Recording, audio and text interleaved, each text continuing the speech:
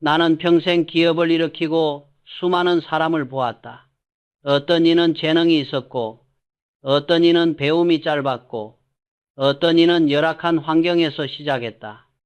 그러나 그들의 미래를 결정한 것은 출발선이 아니라 마인드와 시간에 대한 태도였다. 젊은 사람들에게 특히 강조하고 싶은 것도 바로 이것이다. 돈은 노력보다 먼저 시간과 구조가 만든다는 사실이다. 20대와 30대는 대개 이렇게 말한다. 지금은 돈이 없어서 투자할 게 없습니다. 시작해도 언제 큰돈이 모일지 모르겠어요. 몇십만 원 넣어서 뭐가 달라지나요? 나는 이 말이 얼마나 위험한지 안다. 이 사고방식이 바로 젊은 세대가 가장 큰 기회를 놓치는 이유다. 젊을 때는 돈이 적어 보이지만 돈보다 훨씬 큰 자산을 가지고 있다. 그것은 바로 시간이다. 그리고 복리후리는 시간과 만나야 힘을 가진다. 시드는 작아도 상관없다.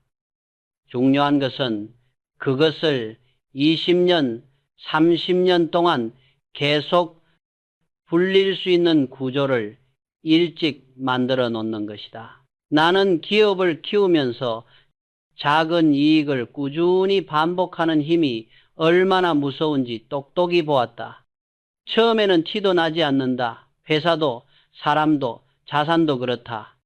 그러나 10년이 지나고 20년이 지나면 그 차이는 극복할 수 없을 만큼 벌어진다. 이것을 이해한 사람과 이해하지 못한 사람의 인생은 전혀 다르게 흘러간다. 20대, 30대에게 내가 가장 먼저 해주고 싶은 말은 이것이다. 돈을 벌려고 하지 말고 시드를 모으는 구조를 먼저 만들어라. 왜냐하면 시드가 작은 사람은 아무리 잘해도 결과가 작다. 100만 원으로 100% 수익을 올려봐야 100만 원뿐이다. 10배를 벌어도 1000만 원이다. 하지만 시드가 2억, 3억, 4억이 되면 이야기가 완전히 달라진다. 10%만 수익을 올려도 2천만 원, 3천만 원, 4천만 원이다. 이건 인생을 바꾸는 수준이다. 40, 50대에 이런 구조를 가진 사람은 누구보다 강한 경제적 체력을 가진다. 나는 이 사실을 너무 많은 사례를 통해 확인했다.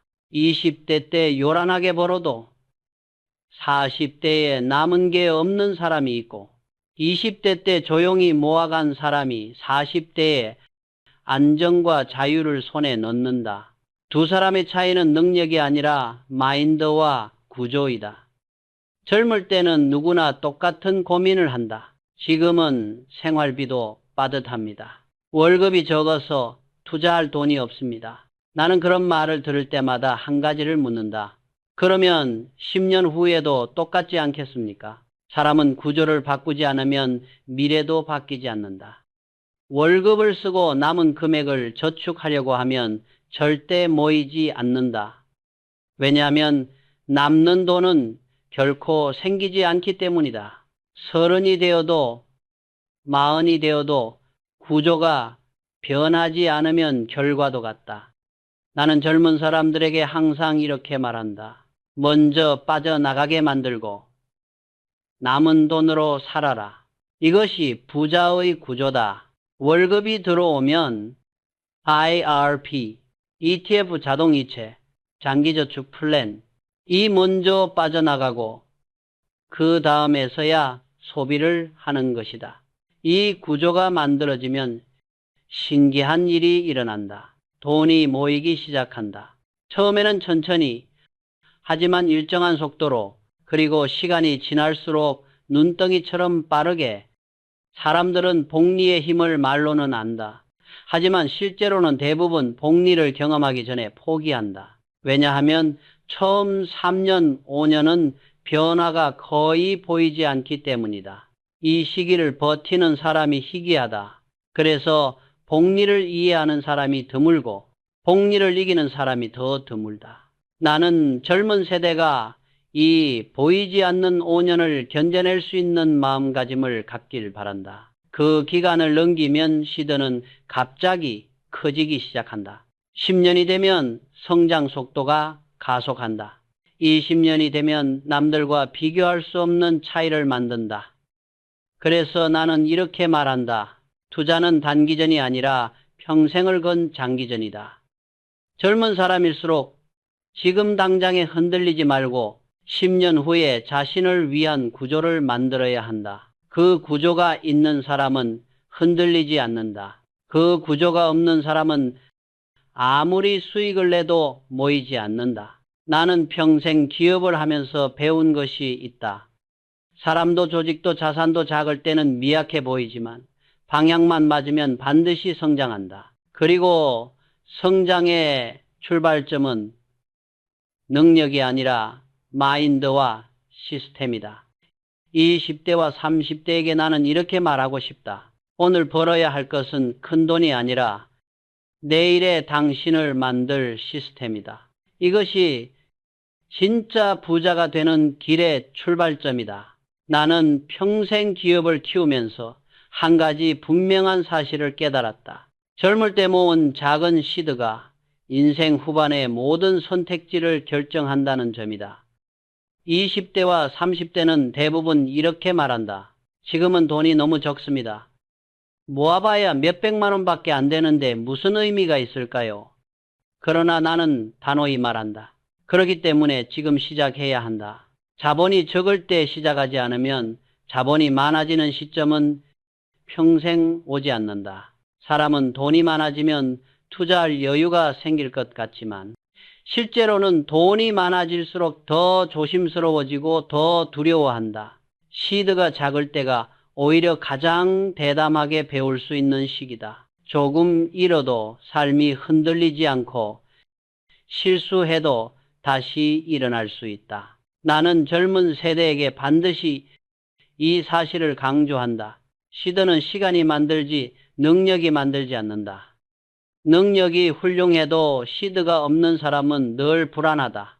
반대로 능력이 조금 부족해도 시드가 있는 사람은 삶이 안정된다. 왜냐하면 시드는 단순한 돈이 아니라 사람의 마음을 안정시키는 정신적 자산이기 때문이다. 20대, 30대가 시드를 모아야 하는 첫 번째 이유는 기회비용 때문이다. 시드가 없는 사람은 어떤 기회가 와도 잡지 못한다.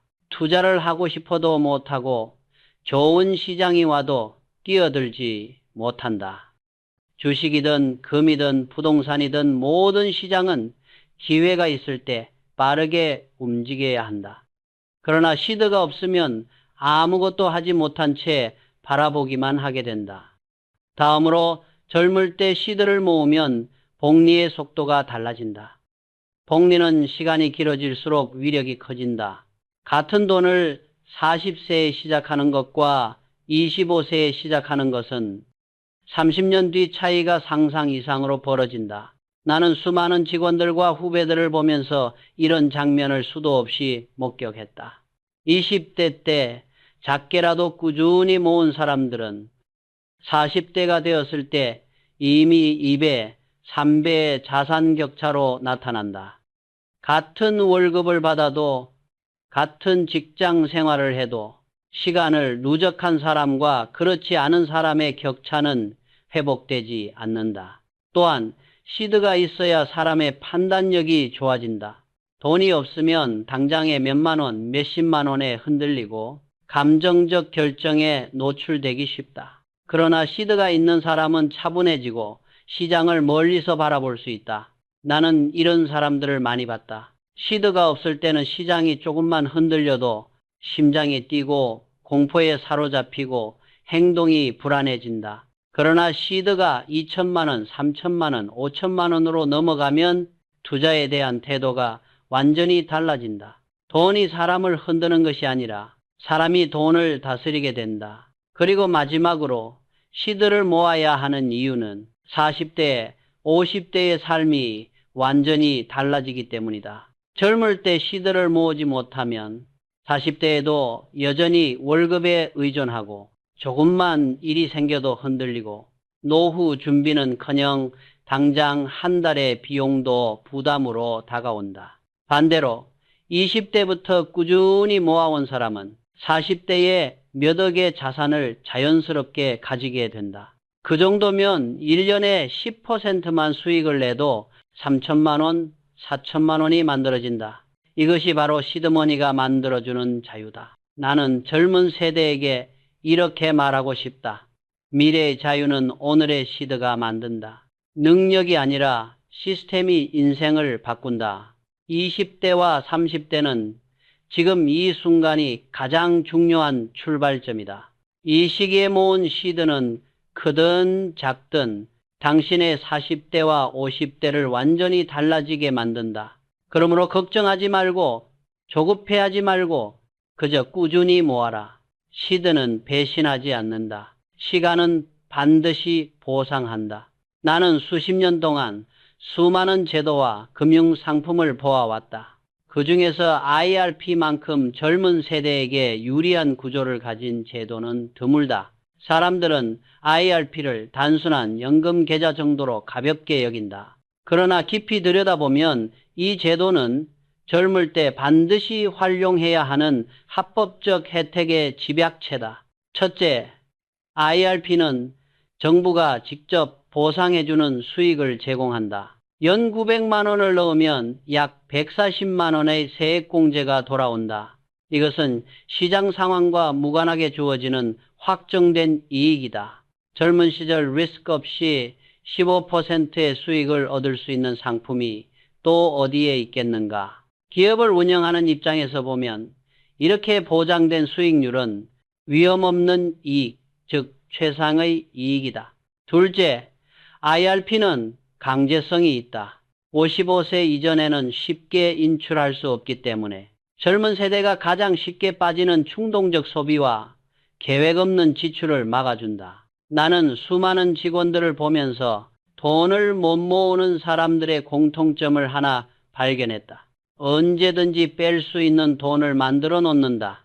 그 결과 계획은 무너지고 저축은 흩어지고 자산은 쌓이지 않는다. 그러나 IRP는 다르다. 절대 손대지 못하는 통장이 하나 생기는 것이다. 이것은 강제이면서도 가장 강력한 자산 형성 수단이다. 사람은 스스로를 통제하는 데 약하다. 따라서 나를 대신해서 통제해줄 구조가 필요하다. IRP가 그 역할을 한다. 셋째, IRP는 장기 투자에 최적화되어 있다. 젊을 때는 장기 계좌를 만드는 것이 가장 중요하다. 복리는 시간이 길어질수록 힘을 갖는다. 20대에 시작한 IRP는 30년, 35년의 시간을 활용할 수 있다. 이 기간 동안 꾸준히 ETF를 담으면 그 성장은 단순한 저축을 넘어 눈덩이처럼 커지는 복리의 자산이 된다. 넷째, IRP는 시장의 변동과 상관없이 자동적으로 자산을 모으는 구조를 만든다. 주식이 오르든 내리든 신경 쓰지 않아도 된다. 왜냐하면 매달 일정 금액을 꾸준히 사기 때문이다. 가격이 떨어지면 더 많은 수량을 확보하는 셈이고 가격이 올라가면 자산의 가치 자체가 상승한다. 이 방식은 젊은 세대의 감정적 매매를 막고 시장의 변동성에 휘둘리지 않는 가장 지혜로운 투자 방식이다. 다섯째, IRP는 단순한 금융상품이 아니라 미래의 안전망이다. 누구나 나이가 들면 노동의 시간은 줄어들고 소득의 불확실성은 커진다. 그때 IRP는 당신의 과거가 만들어 놓은 안전한 울타리가 된다. 젊을 때 스스로에게 선물한 하나의 방패이다. 나는 수많은 사람의 인생 곡선을 보면서 한 가지 진실을 반복해서 확인했다. 젊을 때 IRP를 한 사람과 하지 않은 사람의 40대는 완전히 다르다. 자산의 크기뿐만 아니라 마음의 안정, 선택의 폭, 인생의 속도까지 달라진다. 그래서 나는 20대와 30대에게 분명히 말한다. IRP를 모르는 것은 이해할 수 있어도 알고도 하지 않는 것은 이해할 수 없다. 이 제도는 젊은 세대에게 주어진 드문 기회이며 시간이 지날수록 그 가치는 더욱 커진다. 당신이 지금 하는 선택이 10년 뒤, 20년 뒤의 삶을 완전히 바꿀 것이다. IRP는 그 변화의 시작점이다. 나는 수십 년 동안 많은 젊은 사람들을 보아왔다. 능력이 부족해서 돈을 못 모으는 경우는 거의 없었다. 대부분의 문제는 두려움, 그리고 잘못된 사고방식에서 시작된다. 젊은 사람들은 흔히 이렇게 말한다. 혹시 급하게 돈이 필요하면 어떡하죠? 55세 전에 돈을 못 찾는 계좌는 위험한 것 같아요. 투자했다가 잃을까봐 걱정입니다. 나는 이 말을 들을 때마다 조용히 이렇게 답한다. 그 두려움이 평생 돈을 모으지 못하게 만든다. 첫째, 젊은 세대는 돈을 모으는 구조를 만들기 전에 먼저 소비를 걱정한다. 혹시 목돈이 필요하면, 혹시 위급한 상황이 생기면, 이 걱정 때문에 IRP도 만들지 않고 투자도 미루고 저축도 흐트러진다. 그러나 나의 경험으로 말하자면 젊을 때 목돈이 필요할 일은 대부분 소비적 이유가 많다. 갑작스러운 사고나 큰 병과 같은 드문 상황을 대비하려면 보험, 비상금 정도면 충분하다. 정작 큰 돈을 만드는 구조는 두려움 때문에 아예 시작조차 하지 않는다. 이것이 첫 번째 착각이다. 둘째, 젊은 세대는 돈을 모으기 전에 돈이 남을 것이라고 착각한다. 월급에서 이것저것 쓰고 나면은 남는 걸 모을게요. 나는 이런 말을 들을 때마다 속으로 이렇게 말한다. 남는 돈은 절대 생기지 않는다. 사람은 자신이 가진 만큼 쓴다. 소득이 늘어날수록 지출도 늘어난다. 이것은 인간의 본능이자 수십 년간 반복된 패턴이다. 따라서 남으면 저축하는 방식으로는 절대 자산이 형성되지 않는다. 나는 젊은 직원들에게 항상 이렇게 말했다. 저축은 남는 돈으로 하는 것이 아니라 먼저 빠져나가게 만들어야 한다. 월급이 들어오면 저축과 투자 항목이 먼저 빠져나가고 그 다음에 생활이 이루어져야 한다. 이것이 돈을 모으는 사람과 못 모으는 사람의 결정적 차이다. 셋째, 젊은 세대는 시장 변동을 지나치게 두려워한다. 주식이 조금 떨어지면 겁을 먹고 하락장이 오면 큰일이 난 것처럼 패닉에 빠진다. 나는 이런 모습을 볼 때마다 이 사람은 아직 시장을 이해할 준비가 되지 않았다라고 느낀다. 진짜 위험한 것은 시장의 하락이 아니다. 하락할 때 아무것도 하지 못하는 마음이다. 두려움 때문에 시기를 놓치고 기회를 놓치고 결국 평생 변동성에 흔들리며 불안 속에서 살게 된다. 넷째, 젊은 세대는 자기 자신을 과소평가한다. 나는 아직 경험이 부족해요. 나는 투자에 소질이 없는 것 같아요. 이 말은 겸손처럼 보이지만 실제로는 책임을 피하기 위한 변명일 때가 많다. 경험은 시작해야 생긴다.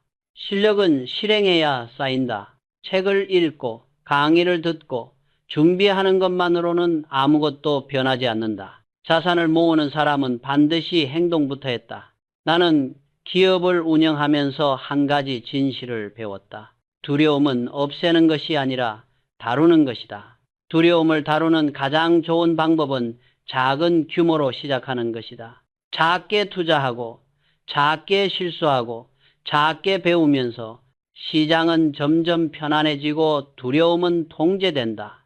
젊은 세대가 돈을 못 모으는 마지막 이유는 빠른 결과를 기대하기 때문이다. 3개월, 6개월, 1년 만에 눈에 띄는 변화가 없으면 금세 지치고 실망하고 포기한다. 그러나 자산 형성은 기업 성장과 같다. 초기 3년, 5년은 보잘것없다. 그러나 방향만 맞으면 10년 뒤, 20년 뒤에는 누구도 따라올 수 없는 차이를 만든다. 나는 젊은 사람들에게 분명히 말하고 싶다. 두려움 때문에 시작을 미룬다면 미래는 결코 스스로 달라지지 않는다. 돈을 모으지 못하는 이유는 능력이 아니라 마인드와 구조의 문제다. 두려움을 이겨내고 잘못된 사고방식을 바로잡는 것이 부자가 되는 첫 번째 관문이다.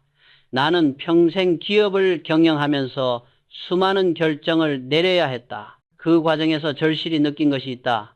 결국 모든 성공은 판단력에서 갈린다. 자산 형성도 마찬가지다. 젊은 세대가 투자에서 실패하는 이유는 실력이 부족해서가 아니라 올바른 판단력을 갖추지 못했기 때문이다. 첫째, 진짜 투자자는 일시적인 시장의 소음에 흔들리지 않는다. 시장은 매일 변한다. 오늘은 오르고 내일은 떨어지고 일주일 뒤에는 예상 못한 변동이 일어난다. 하지만 시장의 모든 움직임에 반응하려 하면 투자는 끝없이 불안해지고 판단은 흐려지게 된다. 나는 이렇게 말하고 싶다. 시장의 파도에 흔들리는 배가 되지 말고 파도의 방향을 읽을 수 있는 사람이 되어라. 둘째, 진짜 투자자는 기업의 본질을 본다. 가격이 아니라 가치, 단기 변동이 아니라 장기 성장력, 사람들의 말이 아니라 기업의 구조를 살핀다. 나는 기업을 일으키며 수없이 깨달았다. 강한 기업은 외부 소음에 흔들리지 않고 약한 기업은 작은 변화에도 무너진다. 투자도 마찬가지다. 사람들이 말하는 유행이나 소문에 의존하면 반드시 흔들린다. 본질을 보는 사람은 가격이 떨어지면 공포를 느끼는 것이 아니라 좋은 기업을 더 싸게 살 기회라고 판단한다. 이것이 판단력의 차이다. 셋째, 진짜 투자자는 감정이 아니라 원칙으로 움직인다. 대부분의 사람들은 공포에 팔고 탐욕에 산다. 그러나 진짜 투자자는 자신만의 원칙을 만든다. 어떤 기업에 투자할 것인가? 어떤 가격에서 매수할 것인가? 어떤 상황에서도 지키는 규칙은 무엇인가? 이 원칙이 있어야 시장이 흔들릴 때도 투자자는 냉정하게 버틸 수 있다. 나는 기업을 운영하면서 가장 중요하게 여긴 것이 원칙 없는 조직은 절대 강해질 수 없다는 점이었다. 사람도 투자도 똑같다. 원칙이 없는 사람은 흔들리고 원칙이 있는 사람은 어떤 상황에서도 자신을 지켜낸다. 넷째, 진짜 투자자는 시장에 맞추려 하지 않는다. 학생들도 직장인들도 많은 사람들이 시장을 따라가려 하고 때로는 시장을 이기려 한다. 그러나 시장은 누구도 이길 수 없을 만큼 크고 빠르다. 반대로 시장의 원리를 이해하고 자신의 속도에 맞게 움직이는 사람은 훨씬 오래 살아남는다. 나는 이렇게 말하고 싶다. 시장보다 앞서려고 하지 말고 시장보다 먼저 포기하려 하지도 말아라. 이 두 극단을 피할 때 투자는 비로소 안정된다. 다섯째, 진짜 투자자는 자신의 한계를 정확히 안다. 모든 사람이 고수익 투자에 어울리는 것은 아니다. 어떤 사람은 변동성을 견디지 못하고 어떤 사람은 감정적으로 큰 금액의 손익을 감당하지 못하며 어떤 사람은 시장을 공부할 시간이 부족하다. 이런 사람들은 욕심을 내려놓고 ETF, 적립식 투자, IRP와 같은 예측 가능한 구조를 선택해야 한다. 자신에게 맞지 않는 투자를 억지로 하면 판단력은 흐려지고 손실을 피할 수 없는 선택을 하게 된다. 나는 기업에서도 항상 강조했다. 사람은 자신의 강점으로 승부해야지 약점으로 싸워서는 안 된다. 투자도 똑같다. 시장의 천재가 될 필요는 없다. 스스로 감당할 수 있는 방식으로 꾸준히 가는 것이 가장 강한 방식이다. 마지막으로 진짜 투자자는 느리지만 정확한 사람이다. 빠르고 화려하게 돈을 벌려는 사람은 대부분 감정에 휘둘리고 불필요한 리스크를 감수하며 결국 시장에서 오래 살아남지 못한다. 반면 느리게 가더라도 기초를 다지고 판단력을 키우고 자신의 속도대로 꾸준히 걷는 사람은 10년, 20년 뒤에 압도적인 차이를 만들어낸다. 나는 젊은 세대에게 이렇게 말하고 싶다. 투자에서 가장 큰 경쟁자는 남이 아니라 당신 자신의 조급함이다. 조급함을 버리고 원칙을 세우고 판단력을 키우는 사람만이 진짜 투자자가 될 수 있다. 나는 젊은 사람들에게 종종 한 명의 기업가를 이야기하곤 한다. 그 이름은 일론 머스크다. 나는 처음 그를 좋아하지 않았다. 말투도 거칠고 과한 자신감으로 오해받기 쉬우며 종종 상식을 벗어난 행동을 하기도 했다. 그러나 그의 삶과 도전을 깊이 이해하고 난 뒤 나는 생각을 완전히 바꾸었다. 첫째, 머스크는 태어난 환경이 아니라 스스로 만든 사람이었다. 대부분은 머스크를 천재 CEO, 미래 산업의 주인공으로만 기억한다. 하지만 그는 남아공에서 왕따를 당하고 폭력을 겪으며 어린 시절의 고통을 견뎌낸 사람이다. 그는 자본도 후원자도 없이 미국으로 와 자신의 힘으로 한 단계씩 올라갔다. 나는 이 사실에서 중요한 교훈을 얻었다. 처음이 좋지 않아도 방향이 오르면 반드시 성장한다. 둘째, 페이팔 매각 이후 그는 평생 쓸 돈을 손에 쥐었다. 대부분의 사람 같으면 그 시점에서 안정을 택하고 더 이상 위험을 감수하지 않았을 것이다. 그러나 머스크는 자신의 모든 자본을 스페이스X와 테슬라에 다시 올인했다. 망할 가능성이 압도적으로 높은 사업에 자신의 모든 것을 걸었다. 나는 이 장면에서 기업가 정신의 본질을 보았다. 이익이 아니라 미래를 택하는 힘. 그는 실패할 확률이 큰 길이었음에도 세상을 바꾸겠다는 집념으로 한 걸음도 물러서지 않았다. 셋째, 스페이스X는 3번의 로켓 발사 실패 끝에 4번째에서야 겨우 성공했다. 그는 회사를 살리기 위해 돈을 빌리고 공장에서 잠을 자며 직원들과 함께 모든 과정을 몸으로 밀어붙였다. 그 집요함이 오늘의 스페이스X를 만들었다. 나는 그때 깊이 깨달았다. 성공은 재능으로 되는 것이 아니라 끝까지 버티는 사람에게 돌아간다. 넷째, 테슬라 또한 망하기 직전까지 갔다. 수많은 전문가들이 전기차 시대는 오지 않는다라고 비웃었고 기업의 가치는 형편없다는 평가가 이어졌다. 그럼에도 그는 자동차 산업의 혁신을 확신했고 한 걸음씩 실현해 나갔다. 결국 테슬라는 세계가 인정한 기업이 되었고 그의 집념은 산업을 바꾸는 힘으로 증명되었다. 이 모든 과정에서 내가 주목한 것은 그의 마인드의 단단함이었다. 성공한 뒤에도 그는 느슨해지지 않았다. 공장에서 자며 기술을 점검하고 직접 문제를 해결하며 세계 최고 부자가 되고 난 지금도 여전히 현장에서 움직이고 있다. 나는 기업을 운영하며 여러 성공가들을 보아왔다. 그러나 머스크처럼 성공 후에도 초심을 유지한 사람은 드물었다. 그의 삶은 한 가지를 명확히 증명한다. 성공한 뒤에도 더 강해지는 사람만이 다음 성공을 만든다. 다섯째, 그의 자서전을 읽으며 나는 젊은 세대가 반드시 알아야 할 또 하나의 사실을 깨달았다. 머스크는 단지 기술자도 아니고 단지 자본가도 아니다. 그는 본질적 사고를 하는 사람이다. 지금 세상에 무엇이 부족한가? 앞으로 10년 뒤, 20년 뒤에 세상은 어떻게 바뀌는가? 무엇을 만들면 인류에게 가치가 있는가? 이 질문을 지속적으로 던지고 그 답을 향해 자신의 모든 시간을 쏟아붓는다. 이 본질적 사고가 그를 우주항공, 전기차, AI, 로봇 등 수많은 미래 산업의 중심으로 이끌었다. 나는 젊은 사람들에게 이렇게 말하고 싶다. 돈을 벌고 싶다면 먼저 본질을 보는 눈을 길러라. 본질을 보면 시장에 흔들리지 않고 유행에 휩쓸리지 않으며 누군가의 말에 휘둘리지 않는다. 머스크는 이 원리를 몸으로 증명한 사람이다. 그리고 마지막으로 그의 삶에서 배워야 할 가장 큰 교훈은 이것이다. 집요하게 밀어붙이는 사람은 언젠가 반드시 길을 만든다. 나는 젊은 세대에게 머스크처럼 살아가라는 말은 하지 않는다.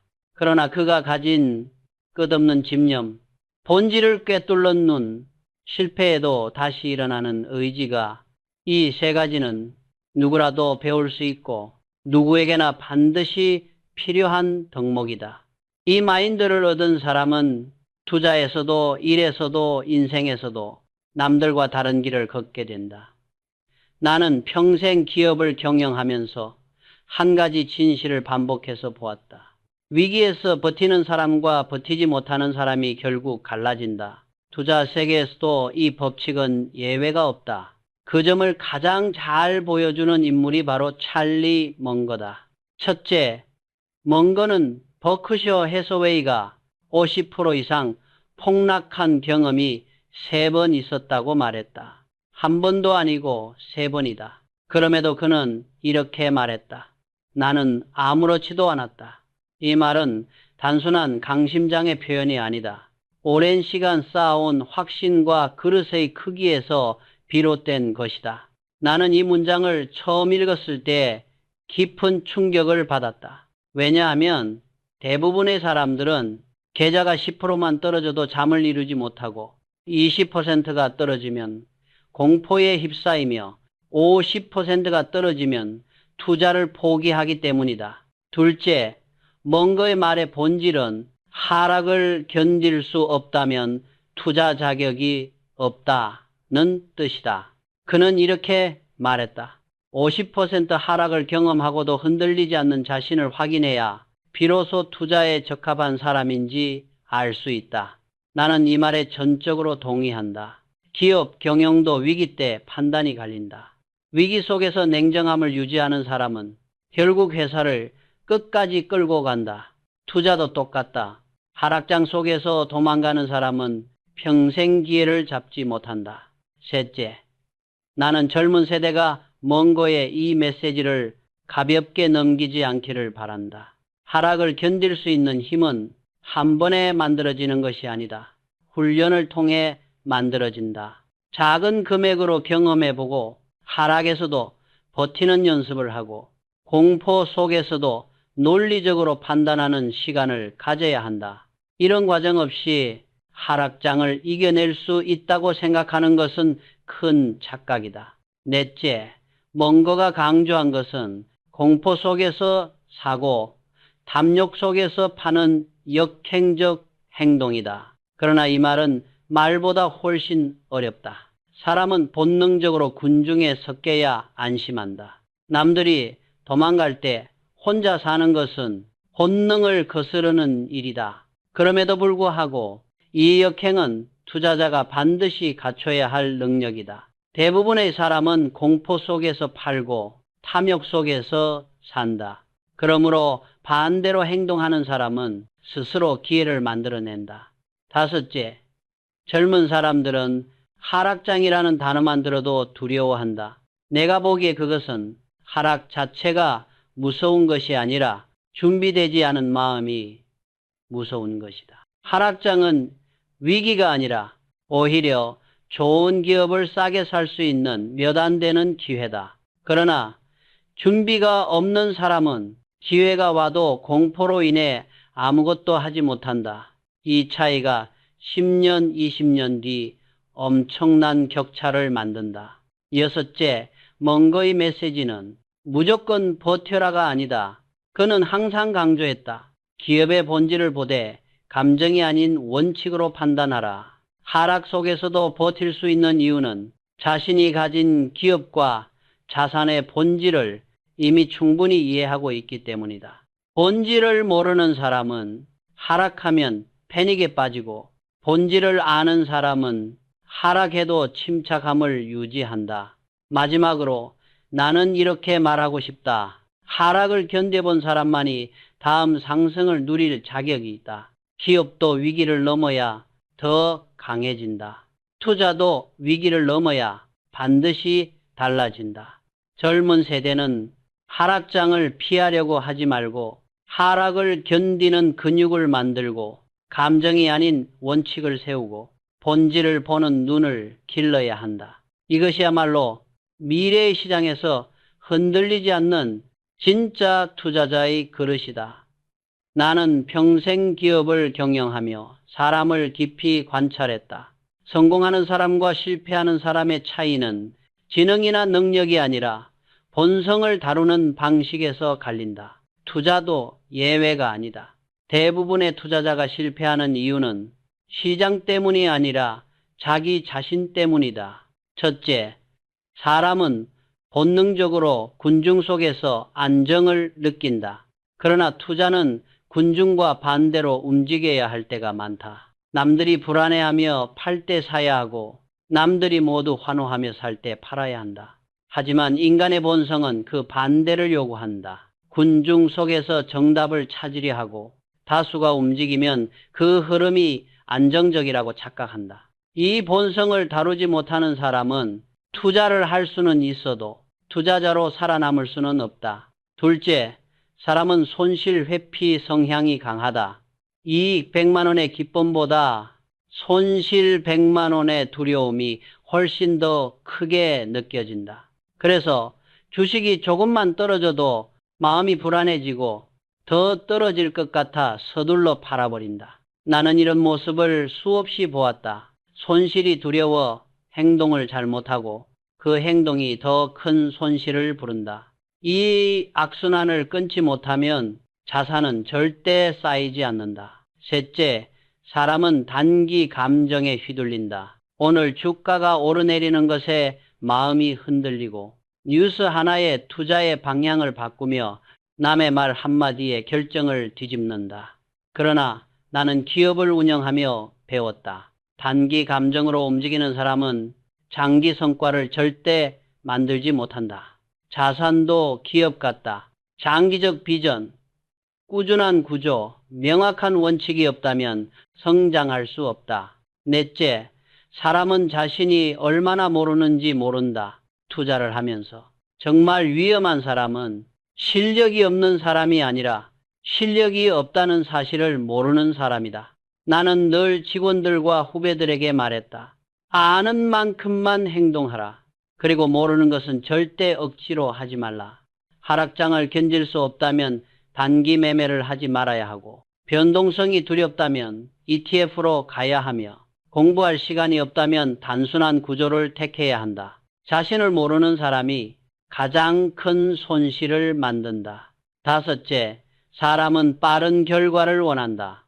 투자 시작 후 3개월, 6개월, 1년 안에 눈에 띄는 변화가 없으면 이게 맞는 걸까? 나랑 안 맞나? 라고 생각하며 쉽게 포기한다. 그러나 나는 기업을 키우며 확실하게 깨달았다. 모든 성장은 처음 3년이 지루하고 처음 5년이 보잘것없다. 그 시기를 견디지 못하는 사람은 성장이라는 보상을 절대 얻지 못한다. 투자도 똑같다. 초기 몇 년의 미미한 변화를 버틴 사람만이 복리의 가속력을 누릴 수 있다. 여섯째, 사람은 비교하는 습관이 있다. 친구가 얼마 벌었다는 말을 들으면 마음이 흔들리고 누군가가 고수익을 냈다는 소식을 들으면 조급해진다. 조급함이 커지면 평소에는 하지 않던 행동을 하고 그 행동이 큰 실수로 이어진다. 나는 이렇게 말하고 싶다. 투자의 속도는 남이 정하는 것이 아니라 당신의 구조가 정한다. 남과 비교하는 순간 당신의 투자는 방향을 잃는다. 일곱째, 사람은 편안함을 찾는다. 공부하지 않고 쉽고 빠른 길만 찾으려 한다. 그러나 시장은 편안함과 안전함을 원하는 사람에게 절대 큰 보상을 주지 않는다. 나는 기업에서도 항상 말했다. 쉬운 길을 택하면 평범한 결과를 얻고 어려운 길을 택하면 비범한 결과를 얻는다. 투자도 같다. 정보를 분별하는 힘, 본질을 보는 눈, 감정을 다루는 능력을 키우는 사람만이 비범한 결과를 얻는다. 마지막으로 나는 이렇게 말하고 싶다. 투자에서의 가장 큰 적은 시장이 아니라 당신 자신의 본성이다. 이 본성을 다루고 감정이 아닌 원칙으로 움직이며 조급함을 버리고 꾸준함을 유지하는 사람은 반드시 이긴다. 이것을 깨달은 사람만이 평생 흔들리지 않는 투자자가 된다. 나는 수십 년간 기업을 이끌며 수많은 위기와 기회를 겪었다. 그 과정에서 항상 확신했던 것이 하나 있다. 남의 돈으로 하는 투자는 그 순간부터 투자가 아니라 도박이 된다. 오늘 젊은 세대가 가장 위험하게 빠지는 함정이 바로 레버리지와 빚을 내서 투자하는 것이다. 첫째, 사람들은 시장이 오르면 레버리지를 쓰는 것이 당연한 것처럼 느낀다. 이익도 커지고 상승 속도도 빠르며 남들보다 앞서가는 것처럼 보인다. 그러나 나는 기업 경영을 통해 분명히 보았다. 성장은 레버리지로 빠르게 올 수도 있지만 붕괴 역시 레버리지 때문에 순식간에 온다. 시장 변동은 누구도 예측할 수 없다. 내일 오를지 내릴지, 갑자기 어떤 사건이 터질지 어느 누구도 장담할 수 없다. 이 변동성 앞에서 자기 돈도 지키기 힘든데 남의 돈까지 얹으면 위기는 감당할 수 없는 속도로 커진다. 둘째, 레버리지는 상승장에서 사람을 과대평가하게 만든다. 조금 벌면 실력이 생긴 줄 알고 추가 레버리지를 사용한다. 그러나 이는 실력이 아니라 단지 시장이 준 운일 뿐이다. 하지만 사람은 운을 실력으로 착각하고 결국 감당하지 못할 리스크를 안게 된다. 나는 기업에서도 이런 사람들을 많이 보았다. 잠시 매출이 올랐다는 이유로 과도하게 확장하고 과도하게 투자하고 감당할 수 없는 빚을 지는 경우들. 성공한 것처럼 보이지만 한 번의 위기만으로도 모든 것이 무너졌다. 셋째, 레버리지의 진짜 위험은 내 결정권이 사라진다는 점이다.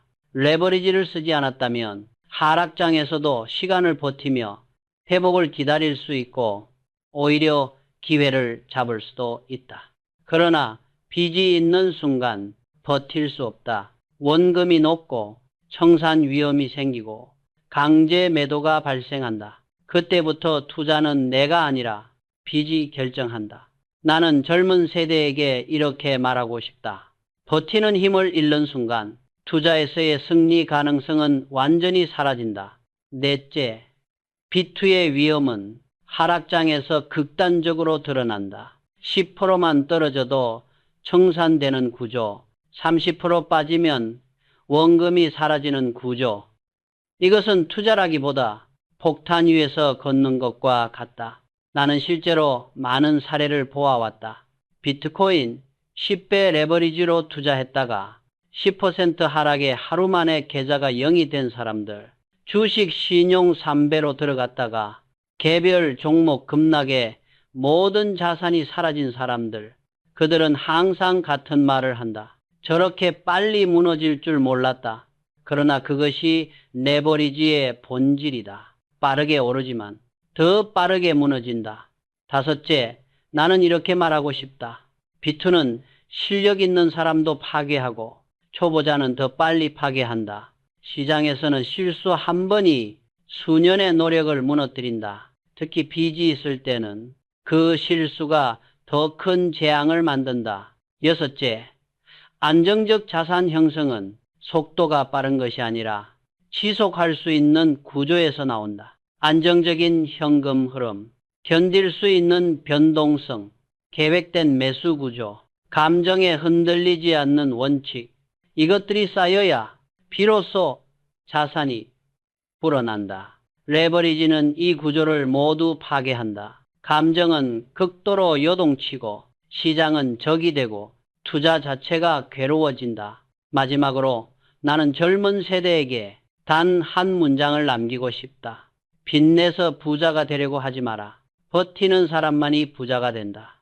투자는 속도가 아니라 생존이 먼저다. 남보다 빠르게 가려고 빚을 쓰는 순간 생존 가능성을 잃는다.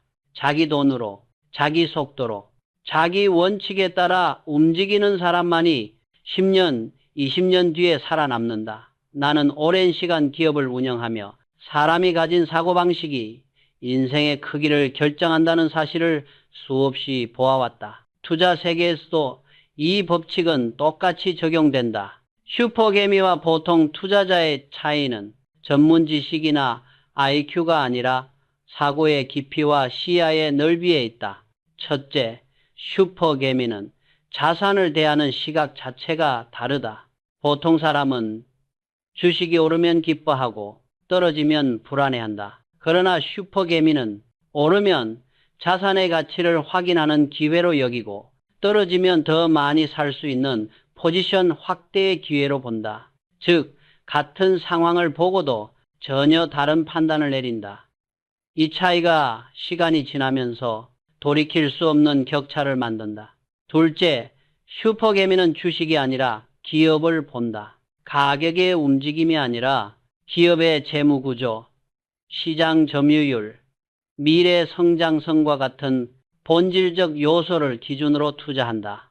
반면 많은 개인 투자자는 커뮤니티의 소음, 주변의 의견, 단기적인 뉴스에 따라 움직인다. 슈퍼개미가 흔들리지 않는 이유는 단순하다. 그들은 이미 왜 이 기업을 사야 하는지를 명확히 알고 있기 때문이다. 셋째, 슈퍼개미는 현금을 다루는 방식부터 다르다. 이들은 언제나 기회를 대비해 현금을 전략적으로 남겨두며 폭락장이 오면 남들보다 먼저 움직인다.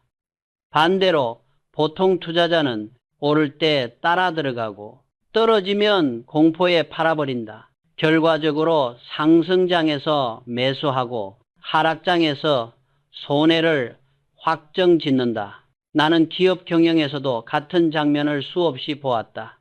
준비된 사람은 위기에서 성장하고 준비되지 않은 사람은 위기에서 추락한다. 넷째, 슈퍼개미는 투자를 삶의 구조로 만든다.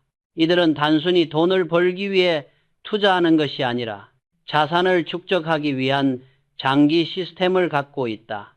규칙적인 매수 원칙, 절대 지키는 매도 기준, 감정이 흔들리지 않도록 만든 구조, 여유로운 현금 비중, 본질을 보는 기업 분석 습관, 이러한 시스템이 그들을 흔들리지 않는 투자자로 만든다. 반면 보통 투자자는 기분에 따라 사고 팔고 뉴스에 따라 전략을 바꾸며 꾸준한 시스템 없이 감정으로 움직인다. 다섯째, 슈퍼개미는 하락장에서 빚을 낼지언정 주식을 팔지 않는다. 나는 처음 이 사고방식을 들었을 때 크게 놀랐다. 일부 슈퍼개미는 하락장에서 생활비가 부족하면 주식을 팔지 않고 주식담보대출로 생활비를 마련한다. 그만큼 기업과 자산에 대해 확신이 있기 때문이다. 물론 이는 아무나 할 수 있는 행동이 아니다. 그러나 이 사례는 그들의 사고방식이 보통 사람과 얼마나 다른지를 보여준다. 여섯째, 슈퍼개미는 생존을 최우선으로 생각한다. 레버리지를 거의 쓰지 않으며 위험한 투자에는 절대 들어가지 않는다. 처음 보는 종목은 사지 않고 이해하지 못하는 기업은 건드리지 않는다. 이들은 1년의 수익이 아니라 10년, 20년 뒤에 자산 곡선을 본다. 이 긴 호흡이 강력한 복리 효과로 이어진다. 마지막으로 나는 이렇게 말하고 싶다. 슈퍼개미는 특별한 사람이 아니다. 단지 보통 사람보다 훨씬 오래, 훨씬 깊게 고민한 사람이다. 사고의 깊이가 투자의 깊이를 만든다. 투자의 깊이가 결국 자산의 크기를 만든다. 젊은 세대가 이 사고방식을 이해한다면 굳이 슈퍼개미가 아니어도 평생 흔들리지 않는 안정적인 자산 구조를 만들 수 있다. 나는 당신이 단순히 돈을 버는 사람이 아니라 판단력 있는 투자자, 그리고 시장을 오래 버티는 사람이 되기를 바란다. 나는 여러 세대의 경제 흐름을 지켜보며 느꼈다. 세상은 기술의 속도만큼이나 빠르게 변화하고 있으며 변화에 눈을 감는 사람은 결국 기회를 잃고 뒤처진다. 오늘 우리가 마주한 가장 큰 변화는 디지털 자산의 시대가 본격적으로 열리고 있다는 사실이다. 첫째, 이제 자산은 더 이상 현금, 부동산, 주식이라는 전통적 영역에 머물지 않는다. 세상은 불과 몇 년 전까지만 해도 코인을 투기로만 바라봤다. 그러나 지금은 다르다. 전 세계 정부와 기업들이 스테이블 코인과 자산 토큰화 기술을 기반으로 새로운 금융 생태계를 구축하고 있다. 나는 기업을 운영하면서 항상 강조했다. 새로운 흐름을 부정하는 순간 그 사람의 미래는 닫힌다. 둘째, 스테이블 코인의 시대가 열린다. 네이버와 두나무가 손잡으려는 이유가 무엇인가? 단순한 코인 거래 때문이 아니다. 앞으로 온라인 쇼핑, 결제, 포인트 시스템까지 스테이블 코인 기반으로 움직일 가능성이 매우 높기 때문이다. 예를 들어 네이버 쇼핑에서 스테이블 코인으로 결제하면 더 많은 포인트를 주거나 수수료를 낮추거나 이용자에게 더 큰 혜택을 줄 수 있다. 이런 변화는 결코 먼 미래의 이야기가 아니다. 이미 해외에서는 실험이 진행되고 있고 한국도 법안이 정비되면 빠르게 확산될 것이다. 셋째, 실물 자산 토큰화는 앞으로 가장 큰 변화를 가져올 분야다. 부동산, 미술품, 건물, 공장 같은 실물 자산을 디지털 조각으로 만들어 누구나 소액으로 투자할 수 있게 되는 시대. 이것은 단순한 기술의 발전을 넘어 투자의 민주화라고 부를 수 있다. 예전에는 소수의 자본가만 접근할 수 있었던 자산이 이제는 일반인도 쉽게 참여할 수 있는 시장이 되는 것이다. 나는 이 변화를 매우 의미 있게 본다. 왜냐하면 세상은 점점 더 자산 형성의 진입 장벽을 낮추고 있기 때문이다. 넷째, 젊은 세대는 디지털 자산을 무조건적으로 거부하거나 무조건적으로 추종해서는 안 된다. 중요한 것은 균형이다. 비트코인은 전 세계 기관이 인정하는 디지털 금지, 스테이블 코인은 미래 결제 시스템의 핵심, 알트코인은 위험성과 잠재력이 공존, 토큰화 자산은 향후 시장의 새로운 표준, 이 각각을 정확히 이해하고 올바르게 배분해야 한다. 나는 기업에서 항상 이렇게 말했다. 새로운 것을 두려워하지 말되 무지한 채 뛰어들지 마라.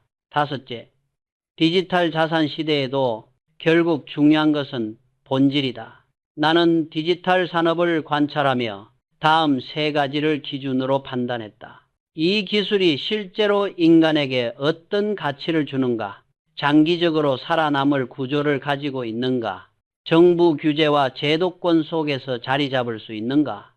이 기준을 통과한 것은 의외로 많지 않다. 비트코인, 이더리움, 스테이블 코인, 그리고 실물 토큰화가 그중 하나다. 여섯째, 디지털 자산에 대한 잘못된 미신도 버려야 한다. 코인은 다 사기다. 주식만이 진짜 투자다. 부동산만 안전하다. 이런 말들은 과거의 성공 방식에 머무르는 사람들의 이야기다. 과거에 머무르는 사람들은 변화가 온 뒤에야 그 변화를 인정한다. 그러나 그때는 이미 늦다. 나는 이렇게 말하고 싶다. 새로운 시대는 새로운 언어를 요구한다. 이 언어를 배우지 못하면 젊은 세대는 기회를 잃는다. 일곱째, 디지털 자산 시대의 핵심은 다양한 자산을 이해하고 분산하는 능력이다. 한 자산에 올인하는 전략은 변동성이 큰 시대일수록 위험하다.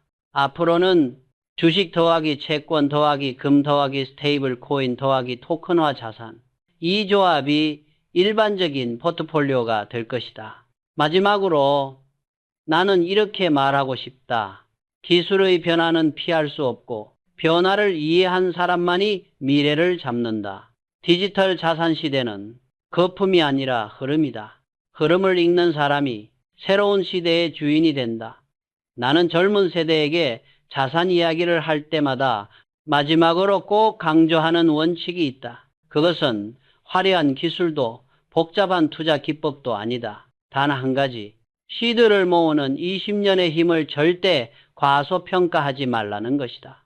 첫째, 20대와 30대가 만들어야 할 것은 수익이 아니라 구조다. 대부분의 젊은 투자자들은 몇 달 안에 결과가 나오기를 바라며 단기 수익에 매달린다. 그러나 내가 평생 기업을 운영하며 배운 것은 어떤 분야든 장기적 시스템이 없는 성장은 오래가지 않는다는 사실이었다. 월급이 들어오면 자동으로 빠져나가는 투자 구조, 열심히 하지 않아도 꾸준히 쌓이는 저축 구조, 감정과 상관없이 움직이는 적립식 구조, 이 구조가 만들어지면 초기에는 작은 변화처럼 보이지만 10년, 20년 뒤 당신의 인생을 완전히 바꾼다.